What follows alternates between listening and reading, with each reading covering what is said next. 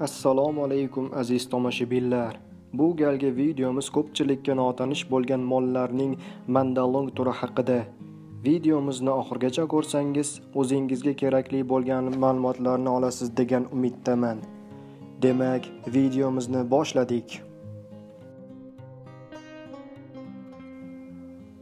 Bu mol turining kelib chiqishi Avstraliyaga borib taqaladi.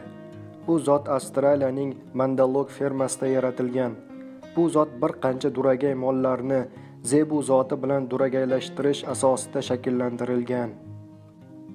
1975-yildan boshlab duragay mollar urchitilgan va zot bo'lib 1979-yilda tasdiqlangan.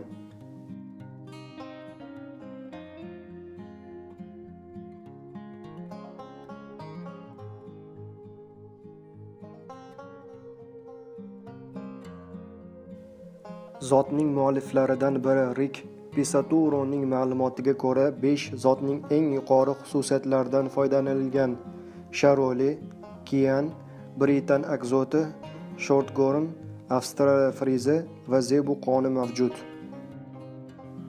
Zot o'zining yuqori go'shtdorligi va sersutligi bilan xarakterlanadi.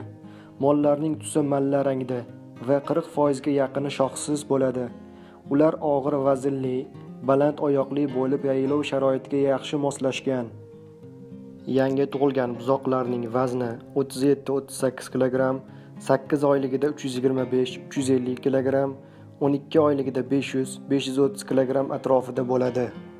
12 oyligida so'yilgan buqachalarning go'shti 360-370 kg ga va uning so'yim chiqimi 67% ga to'g'ri keladi. Avstraliyaning bu zotli qoramoli O'rta Osiyo davlatlarini qiziqtirishi mumkin va ularning ish tajribalarini o'rganib, amaliyotda tatbiq qilish yaxshi samara beradi.